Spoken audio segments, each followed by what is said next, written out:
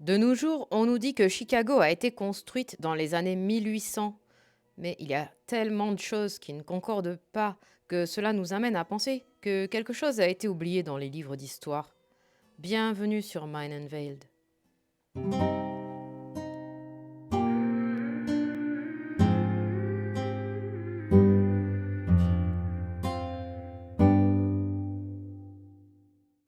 En 1605, une carte publiée à Venise montre l'Amérique du Nord avec de nombreuses villes de l'Ancien Monde.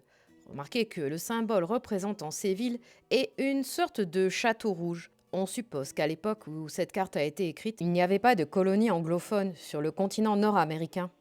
Au milieu du continent, après l'extrémité du fleuve Saint-Laurent, apparaît le nom de Chilaga. Nous pouvons le voir sur différentes cartes.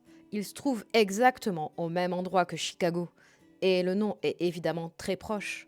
En 1894, le Chicago Tribune a mentionné que Chilaga figurait sur une carte datant de 1615. Citation. Le président Harper de l'Université de Chicago a récemment reçu une carte du monde originale.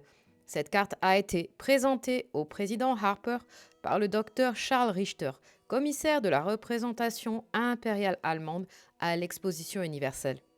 La lettre de présentation suivante accompagne la carte. Citation. W.R. Harper, président de l'Université de Chicago. Cher monsieur, lorsque, au cours des premières étapes préparatoires de l'exposition, des efforts ont été déployés, principalement dans le cadre de la recherche de M. Curtis, pour rassembler des cartes, il est fort probable que le nom de Chicago, dans sa forme originale, apparaisse pour la première fois sur cette carte si les suppositions sont exactes. Citation. Le professeur Graff de Dredd, qui s'est intéressé de près aux recherches auxquelles l'exposition de Chicago et les événements historiques qui en sont à l'origine ont donné une si forte impulsion, a, à notre demande, fait faire une reproduction photographique de la carte en question. En tant que représentant de cette commission et au nom du professeur Graff, j'ai l'honneur de vous prier d'en accepter un exemplaire en vous demandant de lui donner une place appropriée dans votre université et en espérant qu'elle prouvera, dans une certaine mesure, le vif intérêt que l'Allemagne a toujours porté à cette période lointaine de l'histoire. J'espère que vous accepterez ce petit témoignage d'estime dans l'esprit dans lequel il est donné, comme une marque d'appréciation, même insuffisante, des efforts énergiques qui sont faits pour la propagation de la science et de l'éducation par les institutions de Chicago en général et par votre université en particulier, et comme une manifestation de l'intérêt que les scientifiques allemands ont porté à la question. Fin de citation. Le docteur Charles Richter était le commissaire représentant l'Allemagne impériale à l'exposition universelle. Et il semble qu'il ait essayé d'écrire au professeur d'université pour parler de l'apparition de Chilaga sur les cartes anciennes et qu'il ait même fait allusion au fait qu'il y avait un lien avec l'Allemagne. Il est évident que des personnes qui ne connaissaient pas les origines de l'exposition universelle se sont intéressées aux origines anciennes de Chicago. Mais c'est là que ça devient fou. Les journaux ont d'ailleurs publié un article de suivi 6 jours plus tard dans lequel ils tentent d'étouffer l'affaire. N'oublions pas non plus maintenant que nous comprenons ce que sont les asiles d'orphelins, que la plupart de ces personnes, en particulier les journalistes et les migrants allemands, ne connaissent pas toute l'histoire de la ville. Ces connaissances ne seraient connues que des ordres secrets qui possèdent les bâtiments, et peut-être de certaines personnes haut placées dans les collèges. La une du journal dit maintenant « Chilaga n'est pas la même chose que Chicago ». Un certain C.F. Günther écrit et dit « La Tribune de dimanche a publié une carte récemment envoyée au président Harper de l'université par le docteur Charles Richter, commissaire représentant impérial allemand, qui est censé représenter l'apparition la plus ancienne du nom de Chicago, à savoir 1615. Comme personne ne remet en question cette hypothèse, je suis franc de dire qu'il s'agit incontestablement d'une erreur à tous égards. Il n'est pas vrai que ce que l'on appelle Chilaga sur cette carte se trouve à l'endroit exact où se trouve aujourd'hui la merveilleuse ville. Mais au contraire, le comté est marqué Mexicana et le fleuve Saint-Laurent n'est pas si loin au sud. Ce fleuve était bien connu à l'époque et devrait se trouver en haut de la carte, ce qui constitue également une hypothèse farfelue. Il est évident que personne ne placerait Chicago sur un fleuve remontant vers le Mexique, car Chicago se trouve sur une chaîne de lacs de près de 1000 miles de long. Et si l'on nommait ces lacs, on la place sur un fleuve allant vers le Mexique. Il continue d'essayer de prouver l'argument du Mexique et que Chilaga s'écrit en fait Chilapa. Il est donc évident qu'il ne voulait pas que cette question soit examinée, car la vérité est que Shilaga ne s'écrit pas Shilapa, et qu'il figure sur plusieurs cartes des années 1500. De nombreuses cartes montrent Shilaga plus au sud et ont été déformées, mais il y a des cartes qui le montrent dans la bonne position. Le simple fait qu'elle ait été appelée Mexicana ne signifie rien.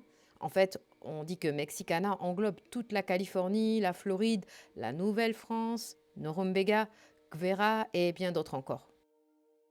Un autre argument avancé est que Hochelaga apparaît sur plusieurs cartes et que Shilaga est une sorte de corruption de ce nom. Mais je pense que Hochelaga devait être une sorte de petit village établi autour des ruines de Shilaga, peut-être par des tribus cannibales comme cela est mentionné dans de nombreux ouvrages à cette époque. Mais cela m'a amené à me pencher sur l'université de Chicago et à jeter un coup d'œil à ce bâtiment qui a été généreusement financé par John D. Rockefeller. Alors oui, il s'agit d'un autre château, mais réfléchissez bien. Pourquoi le collège essaierait-il de dissimuler Shilaga? Eh bien, c'est parce que les fonctionnaires qui contrôlaient Chicago à l'époque étaient probablement des orphelins de sociétés secrètes qui avaient repeuplé la ville et éduqué la population. À cette époque, en 1890, la plupart des habitants de Chicago avaient été transportés à l'intérieur de la ville et les gens n'avaient aucune idée de qui avait construit ces structures. Il suffit de regarder l'emblème de l'Université de Chicago en 1890. On dirait que nous avons affaire à un griffon en flammes.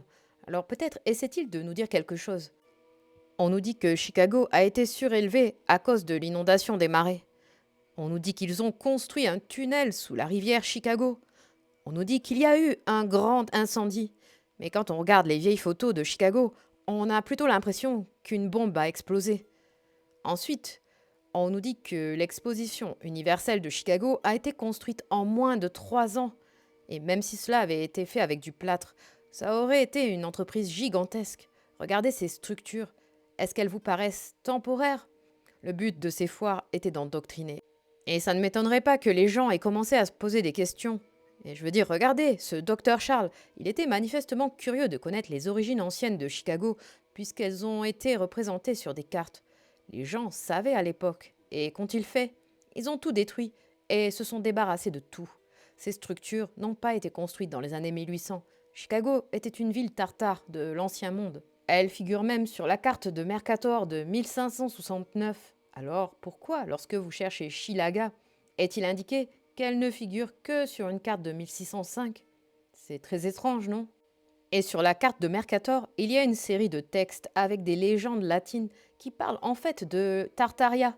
Il mentionne les Tartares presque 20 fois sur cette carte, et il est possible qu'il soit la source réelle d'où Mercator a obtenu ces informations. Il parle d'un roi Jean qui avait pris le contrôle du pays de Tartarie et qui, pour mater la rébellion, souhaitait disperser les rebelles dans différents pays afin de briser leur pouvoir de rébellion. Mais les Tartares ne voulaient pas renoncer à leurs liens de parenté et d'association mutuelle. Ils firent un vœu et s'enfuirent vers le nord où ils s'emparèrent d'un très vaste pays. Mercator connaissait donc bien les Tartares et il contrôlait entièrement l'Est. Il n'est pas exagéré de supposer qu'ils essaieraient de passer le cap en ligne droite. Si nous regardons Arzaret, qui est le pays au-delà du grand fleuve, loin de la demeure de l'homme dans lequel les 10 tribus d'Israël habiteront, observant les lois de Moïse jusqu'au temps de la restauration, Arzaret se trouvait manifestement en Tartarie, près de la ligne droite. Les Tartares, qui tentaient alors de fuir le roi, ou les parasites qui tentaient de s'emparer du pays, traversèrent l'Amérique et commencèrent à créer des villes, l'une d'entre elles étant Shilaga. Dans America, qui est la description la plus récente et la plus précise du Nouveau Monde, un paragraphe parle exactement de cette situation. Citation. L'autre Tartare, qui était certainement la première pépinière d'où les Américains ont été transplantés, la Tartarie ou Tatarie, ainsi appelée du fleuve Tater, qui traverse le pays mongol pour se jeter dans l'océan Nord, couvre une grande partie du globe terrestre. La petite Tartarie constitue une partie considérable de l'Europe, tandis que la grande est l'Asie. Il faut maintenant se demander de quel Tartare est-ce que l'on parle. Morneus, Postellus, Génébrardus, Potérus et d'autres sont d'avis que les Tartares, qui vers l'an 1228, sous le commandement de Zingis-Cham, ont envahi la terre comme un déluge. Ils étaient les successeurs des 10 tribus d'Israël qui avait été emmenée en captivité en Assyrie par Salmanasar. La Tartarie, ou plutôt Tartaria, semble en témoigner, car elle signifie dans la langue syrienne ou hébraïque reste ou vestige, comme si ces Tartares étaient des vestiges des tribus disparues. Fin de citation. Alors, dites-moi ce que vous en pensez. Chicago est-elle l'ancienne ville mythique de Chilaga? Si l'on fait le lien avec l'exposition universelle de Chicago, cela prend tout son sens. Avez-vous des découvertes à partager? J'espère que vous avez apprécié cette vidéo. Restez curieux et tout ce que nous pouvons espérer, c'est que nos esprits soient enfin dévoilés. Lâchez tout ce que vous pensez être vrai. Détendez votre esprit et posez-vous la question. Est-ce que je comprends vraiment ce qu'est cette réalité ?